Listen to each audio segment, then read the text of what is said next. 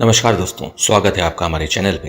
तो दोस्तों, आपको क्या लगता है इंडियन एयरफोर्स का मतलब सिर्फ रिपब्लिक डे परेड में हवा को चीरते राफेल और सुखोई 30 फाइटर जेट्स हैं? अगर आप सोचते हैं कि इंडियन एयरफोर्स की पूरी ताकत बस इन्हीं चमचमाती तेज रफ्तार जेट्स की फ्लाई पास्ट में है, तो आप एक बहुत बड़ी गलतफहमी में हैं। असली जंग, आने वाले कल की लड़ाई सिर्फ मिसाइल और बॉम्ब से नहीं, बल्कि उन अदृश्य वेव्स, डेटा और सिग्नल से लड़ी जाती है जिनके बारे में मीडिया में शायद ही कभी बात होती है। आज हम पर्दा उठाने जा रहे हैं इंडियन एयरफोर्स की उसी असली छिपी हुई ताकत से। ये वो शक्ति है जो दुश्मन को दिखती तो नहीं, लेकिन उसके हर हमले को नाकाम करने का दम रखती है।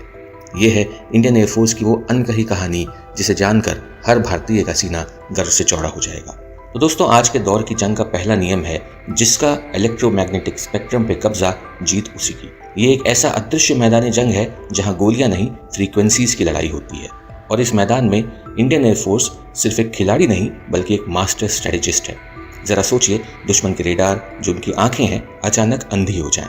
उनके कम्युनिकेशन सिस्टम, जिससे फौजी आपस में बात करते हैं, अचानक खामोश हो जाएं या उन पर गलत इंफॉर्मेशन आने लगे। यही है इलेक्ट्रॉनिक वॉरफेयर या EW की ताकत। इंडियन एयरफोर्स पिछले एक दशक से अपनी इन्वेंट्री को इंटीग्रेटेड इलेक्ट्रॉनिक वॉरफेयर सोल्यूशन से लगातार अपग्रेड कर रही है। इसका मतलब है कि हमारे फाइटर जेट सिर्फ हथियार लेकर नहीं उड़ते, बल्कि ऐसी टेक्नोलॉजी से भी लैस होते हैं जो दुश्मन के रेडार्स को जाम कर सकती है, उनकी मिसाइल्स को टारगेट से भटका सकती है। इससे भी एक कदम आगे है साइबर वॉरफेयर।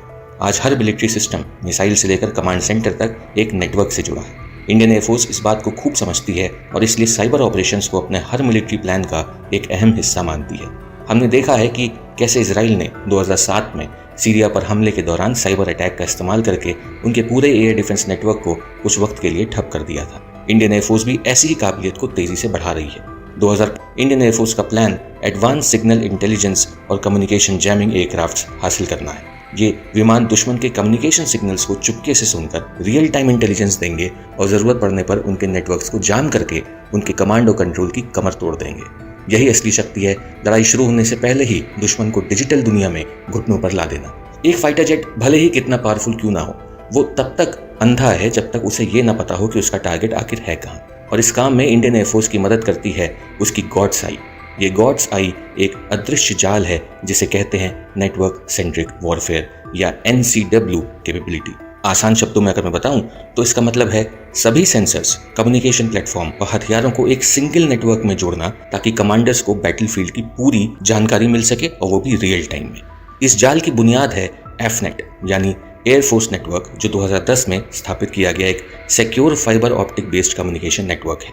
इस नेटवर्क के ऊपर काम करता है इंडियन एयरफोर्स का दिमाग यानी IACCS यानी integrated air command and control system. IACCS जमीन पर लगे सभी रेडार्स, मोबाइल ऑब्जर्वेशन पोस्ट और यहाँ तक कि सिविलियन एयर ट्रैफिक कंट्रोल से डेटा इकट्ठा करता है।